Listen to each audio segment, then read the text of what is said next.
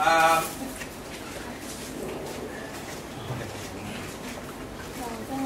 think you probably look at about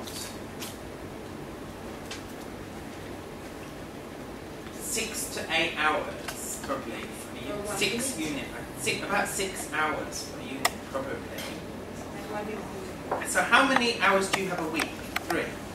3. So in that sense, you probably want to do a unit over a 2-week period. Including workbook? Excluding. Yeah, well, I mean, workbook is, you know, some teachers like to use some stuff from the workbooks in class, some like to assign it as homework. I don't know your normal practice on that, but a lot of the workbook is designed for self-study, so they can do it outside class. I mean, I would focus, if I had 6 hours, I would focus more on the stuff in the book, in my class time. If I had more time, I might do more of the work. Like if you spent 3 weeks on a unit, you could do more workbook activities in the classroom. But if you have 2 weeks, which is more realistic in a semester, then I would focus on the student book more. Is the life skill part included in 6 hours? Yeah, I think so. Yeah.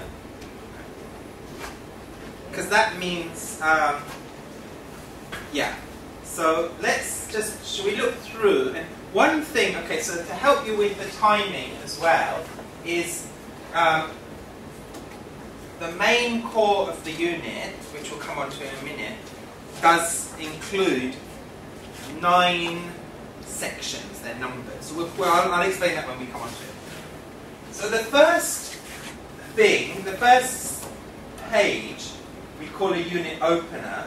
So this is basically a kind of page to engage the students in the topic, to activate their background knowledge, and it's also an interactive activity. So where would you like to go on vacation? Number the pictures in order of preference.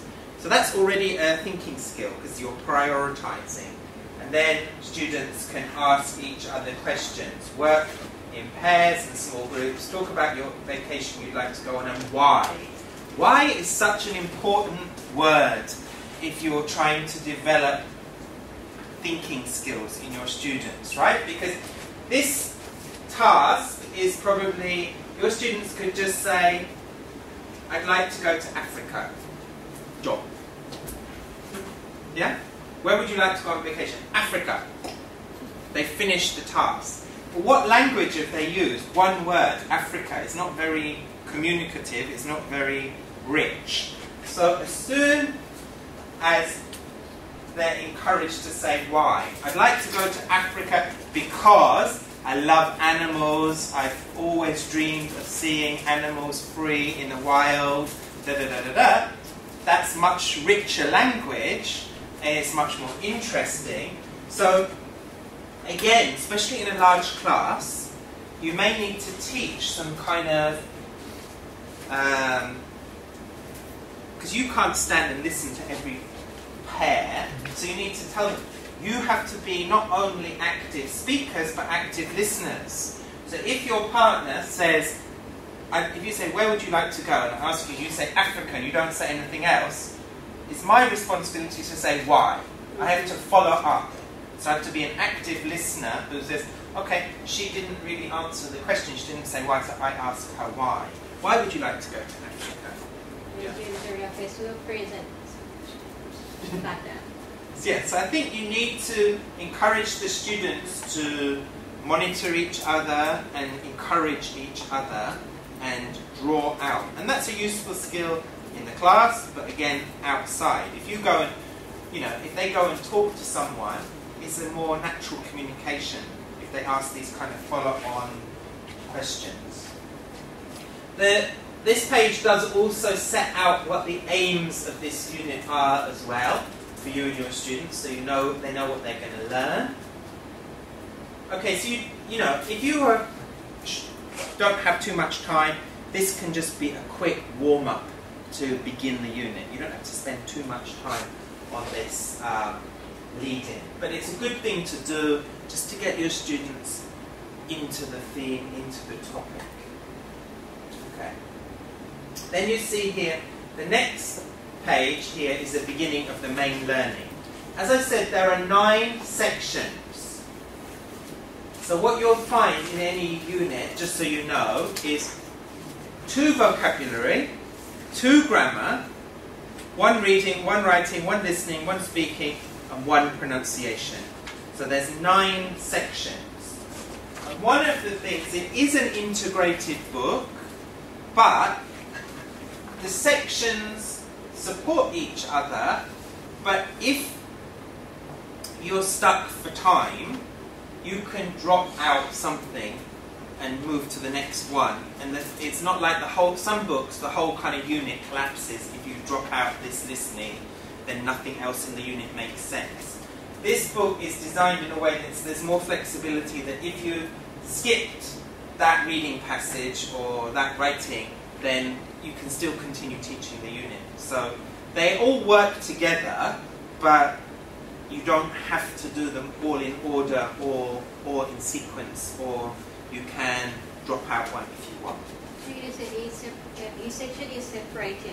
Well, they're separated, and obviously this vocabulary, if you're going to do this listening, we can listen to it in a minute, you need to do the vocabulary before, unless your students are really good, because this vocabulary is actually pre-teaching words that they will hear in the listening.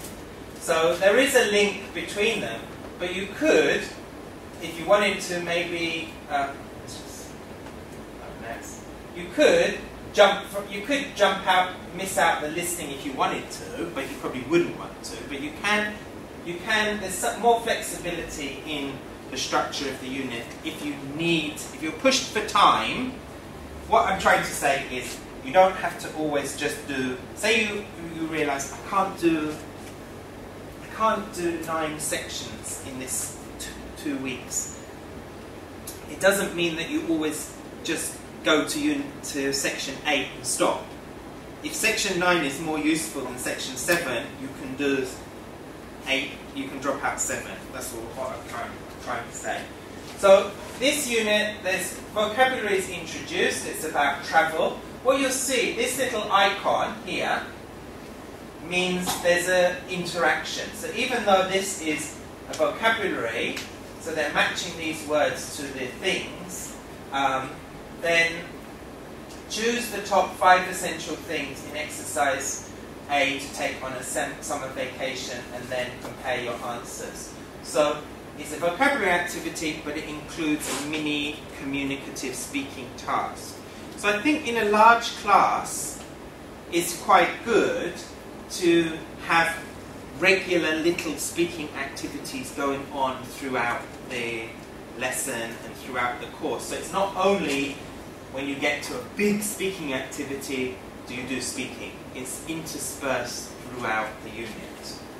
Then here, there's a listening, and the person is talking about their plans to go on a holiday, a vacation, and what the students do here is listen to the conversation. Well, first of all, they listen, and where is she going to go? Vietnam or Mexico? So it's very easy, the first task. Then second thing is listen to the rest of the conversation, write her travel essentials in 2 lists below, things she already has, things she needs to buy. So this is quite a good listening task, because they have to listen very carefully. They don't only listen and they hear sun cream and that's the answer. They have to listen. Has she already got sun cream, or does she need to buy sun cream? So they have to listen quite intensively, and they have to categorize the things into the 2 groups. And then they can answer some questions, comprehension questions, and then work in pairs, talk about a vacation or trip you're planning, tell your partner what things you need to take, which things you already have, what things you need to buy. So the listening acts as a model for a mini pair work here. We can listen quickly to this so you hear what the level of listening Unit is. 3, Section 2, Exercises A, B, and C.